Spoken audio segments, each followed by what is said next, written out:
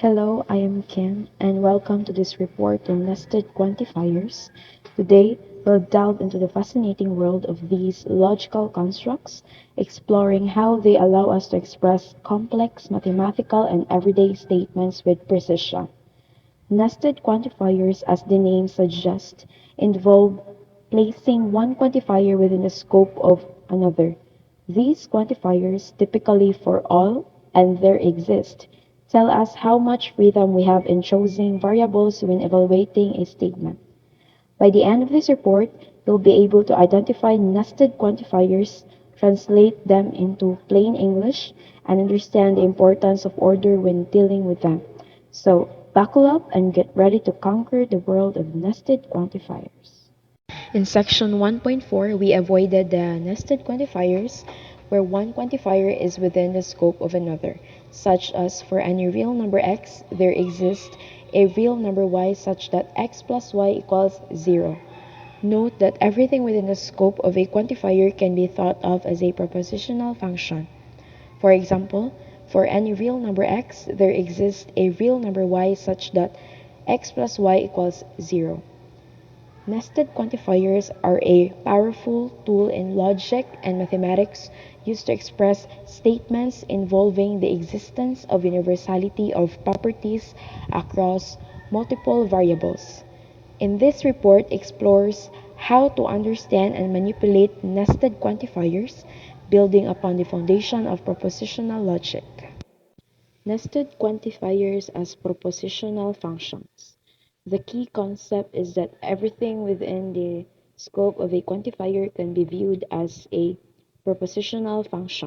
For instance, the statement is for all every real number x, there exists another real number y such that adding x and y results in 0 can be written as for all x in the domain, the statement qx holds true, where qx itself is there exists a y such that p, x, and y is true. Here, p, x, y represents the simple proposition x plus y equals 0. This demonstrates how nested quantifiers can be broken down into simpler components. Understanding statements involving nested quantifiers. This report gives some examples of nested quantifiers about numbers.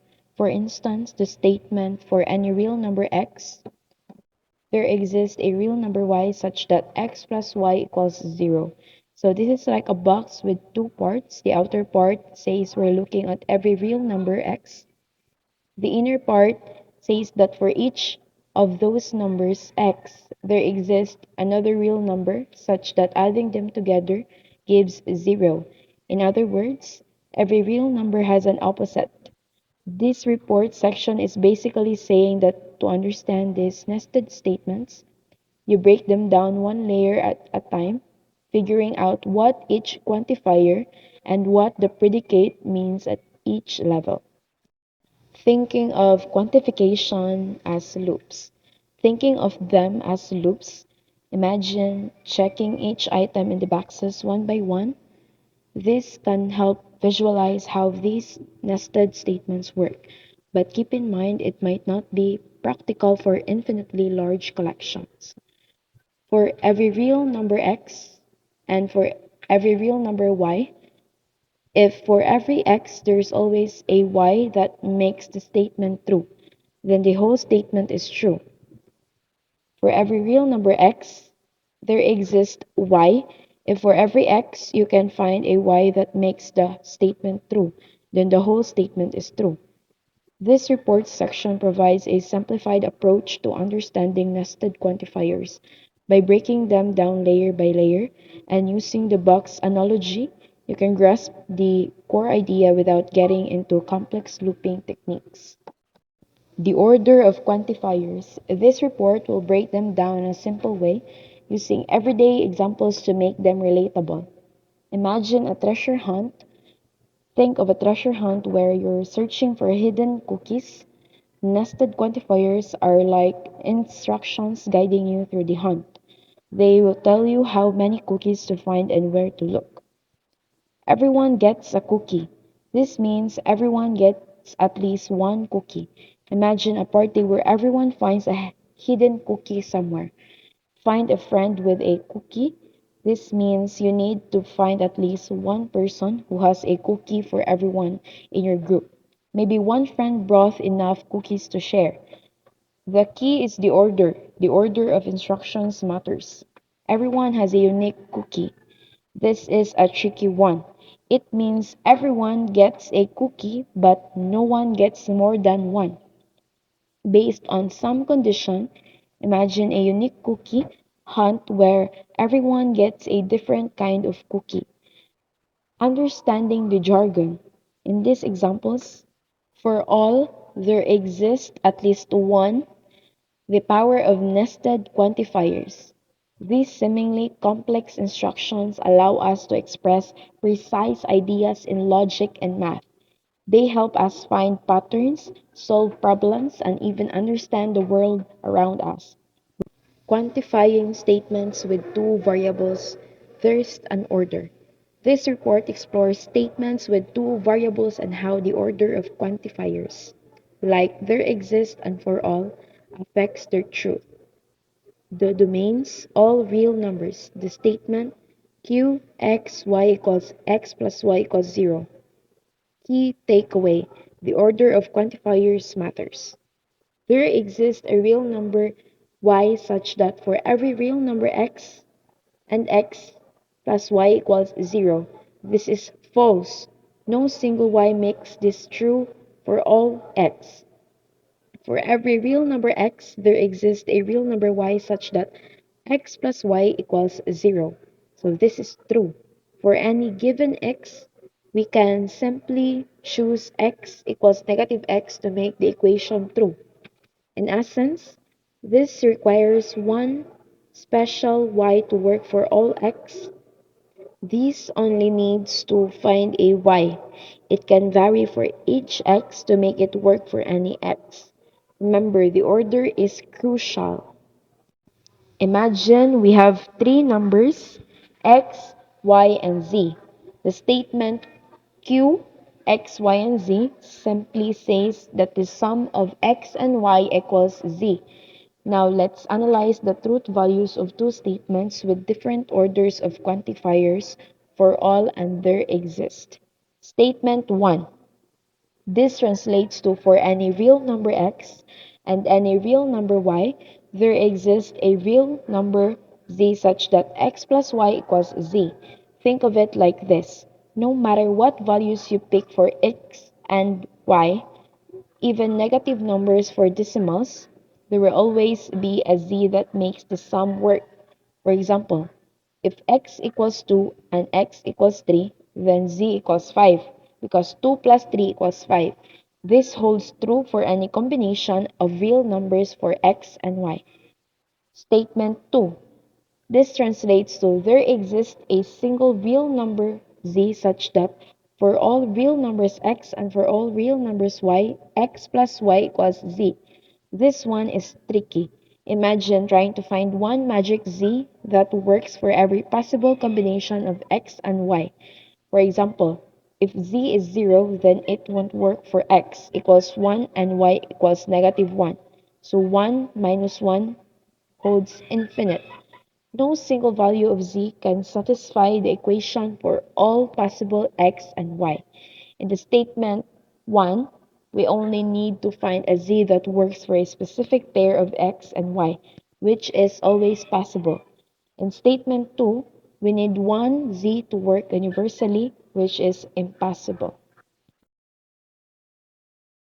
So, greetings. We are now in the chapter or lesson 1.5.4, translating mathematical statements into statements involving nested quantifiers. So, mathematical statements expressed in English can be translated into logical expressions, as examples 6 to 8 show. So, in example number 6, first of all, for this lesson, we are for all of exist for every mathematical statements In order to transform them into logical expressions involving nested quantifiers, we must first identify the statement and the domain, where we clearly state the mathematical statement in natural language and identify the domain of the variables involved. So this includes integers, real numbers, positive numbers, etc.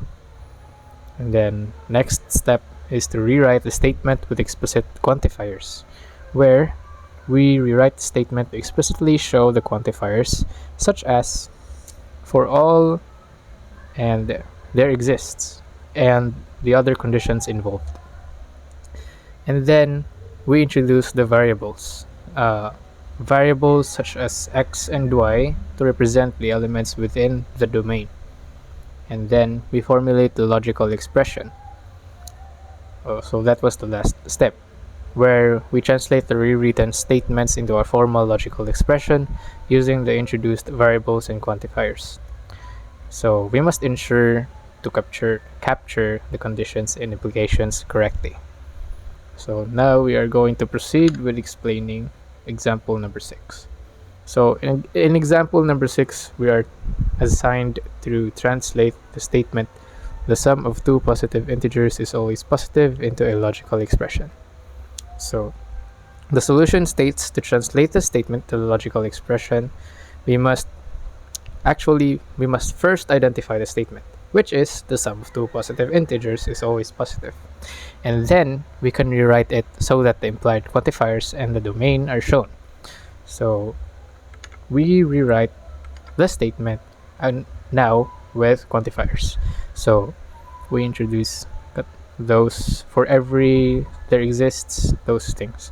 So the statement the sum of two positive integers is always positive will be written with quantifiers and now becomes for every two integers, if these integers are both positive, then the sum of these integers is positive. And then we can introduce the variables x and y to obtain for all positive integers x and y, x plus y is positive. So consequently, we can express this as the statement below, where the domain for both variables consists of all integers. Note that we could also translate this using the positive integers as the domain. Then the statement the sum of two positive integers is always positive becomes for every two positive integers, the sum of these integers is positive, where we can also express this as the statement below, where the domain for both variables consists of all positive integers. So now we are going to proceed with example number 7, where we are asked to translate the statement every real number except 0 has a multiplicative inverse. A multiplicative inverse of a real number x is a real number y such that xy is equal to 1. This example from the book has the solution, where we must first rewrite this as for every real number x except 0, x has a multiplicative inverse. And then we can rewrite this statement again with quantifiers. So for every real number x, if x is not equal to 0, then there exists a real number y such that xy is equal to 1, or it can be shown as the expression below. So now we are in the lesson 1.5.5, translating from nested quantifiers into English. So expressions with nested quantifiers expressing statements in English can be quite complicated. The first step in translating such an expression is to write out what the quantifiers and predicates in the expression mean. The next step is to express this meaning in a simpler sentence. This process is illustrated in examples 9 and 10. So in this lesson, we also have 4 steps to translate nested quantifiers into English. These steps are first, to identify the logical expression. Second, to break down the expression. Let me go again. So the first step is to identify the logical expression, where we start with a given logical expression involving nested quantifiers. Then next is to break down the expression, where we analyze the expression by breaking it down into its individual quantifiers, variables, and predicates. And next is to translate each component, where we translate each component, quantifiers, predicates into natural language, maintaining the logical structure. And then lastly, the combined translations, where we combine the translated components into a coherent natural language statement.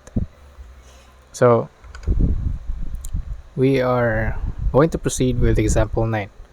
So example 9, we are going to translate the statement below into English, where C of X is X has a computer, F of XY is X and Y are friends, and the domain for both X and Y consists of all students in your school. So our solution for this is that the statement says that for every student X in your school, X has a computer, or there is a student X such that Y has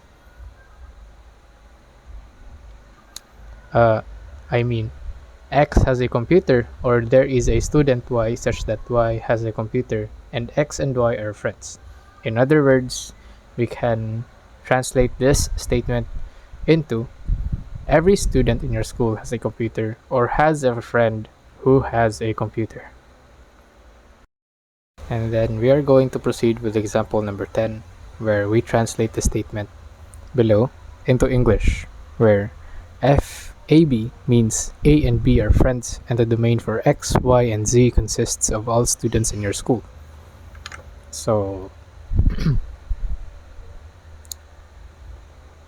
we identify the given expression, or examine the given expression fxy and fxz, and y is not equal to z implies that not f, y, z.